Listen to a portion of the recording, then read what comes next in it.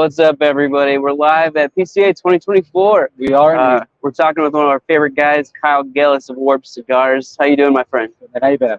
I'm good, man. This is the first time we've had you on the first day, I think. So I think so. Your first interview, first time. Yeah. You know, it's always a little rough the first one, but we'll get back in the swing. Setup can be like that, but guess what? You hone in on the humps here and there, and that's about it. Exactly. All right, Kyle. What kind of new stuff? You have some new things to show us. What are you working on? We do. So we have Isla de Cocodrilo, which is the first release that we're going to talk about. Ecuadorian Habano de Ferrado wrapper, Nicaraguan fillers, Atapiaquia, and Habano 2000 binder. So it's dual binder. Two sizes, 6x52 and a Corona Gorda. And so really, if you guys look at the island of Cuba, it's actually shaped like a crocodile. So we wanted to be able to bring that to life because everyone knows that I blend in that methodology, that Cube methodology. I was brought up in that. And so that's really what we're doing with this. We wanted to pay homage to the island that gives so much inspiration. And Isla de Cocodrilo has been born. So that's one of the only actually new work products other than the Don Ronaldo 10th that we have.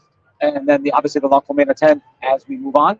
But Gellis Family Cigars is debuting. This is the one that's probably the most talked about right now. This is Saunter. For those of you who don't know, like to saunter means to have patience. You know, to do something in a very slow, methodical, and thought out process. And so to actually look at it, there's a Cane Corso on there. And so my dog Sarto, before he passed, we would always say that he sauntered about. So this is a little homage to him. And so this is Ecuadorian de Ferrado wrapper, Nicaraguan Dominican filler, and this is made of Tobacco de la Isla as well. So if you've smoked Colmena, you know the de Ferrado wrapper, and that is the same wrapper that we have there. You're going to get a really nice, medium, mild smoke, a lot of fruit, a lot of spice, a little bit of a differentiation because we're able to play with different types of tobaccos, Tobacco de la Isla. And so we're very, very excited about that one. Very cool. 5 1/4 by 48. Awesome. So you're celebrating 10 years, obviously, right? 10 years of Titan, yes. Yeah. Congratulations on that. So how many 10-year anniversary releases do you have now? You did the El Oso, right? We have El Oso, we have Don Ronaldo, and then La Colmena. Okay. And are the blends different at all than the normal, or is it just different sizes? What's special about them? Well, you know that like when we blend to size. Right. So we can't take the La Colmena 44 blend and just make it into a 50 re-gauge. So we have to reblend, much like we did with El Oso. We had to add a new binder in order to react to that size increase. And so with La Colmena, we have to do the same thing, and with Don Ronaldo. So when you smoke them, you're going to see that there's a differentiation between the originals from the Regalos and the 44 to what we have now. So obviously, there's a very small production, 750 boxes of 10 for Don Ronaldo, and that's available first. La Colmena will come later in the year. Awesome. And so, you know, it's been a decade that you guys have known La Colmena, Don Ronaldo, and El Oso, and it's been 18 years with Sandy. Yeah. You know, so like it's kind of fun. Yeah. You know, to be able to have that 10th anniversary. She's actually here. Oh, is she here? She's on the trade show floor. I've only ever talked to her in El Saitan. Yep. So she's on the floor, obviously. So she's going to be stopping by to see the 10th on display. So Very cool. We're super excited to have her here. She's great. Yeah, she is. She's my Cuban mother. Yeah. Yeah. No, she's the best. Yeah. So that's it. We have a brand new booth. I'm sure you guys will go around and show all of your viewers. Absolutely. We're very excited about being here and being able to showcase all these new things that we have to offer. Yeah. So you're still doing regular releases on Drop. Yes. Right. Do you have any more plans to bring any of those releases full production or? Yeah. So Royal Palms is actually one that we're looking at because the reception of that was so well received. Yeah. We talked to Hostos. We secured the tobacco, and we're going to be re-releasing it in some different sizes. Yeah.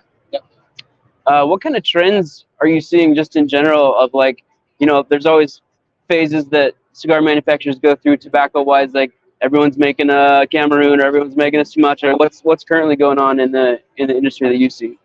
You know, for me, I think that I've said this many times. I have very deep tunnel vision, so I don't really look at what other people are doing. Yeah. I kind of just stick to the tobacco that's in front of me. So we're very excited about the De Florada Habano, which is on Cocodrilo, because being able to find that from our farmer was actually very unique. Because when you smell it, you're like, wow, this smells like Colmena, but it has all the Habano characteristics.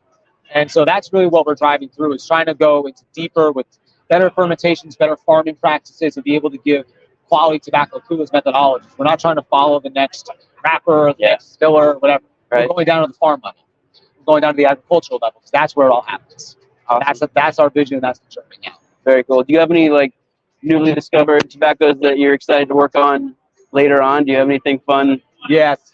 So we have a few varietals grown in Nicaragua that were grown about 7 years ago that are getting ready to come out of bale.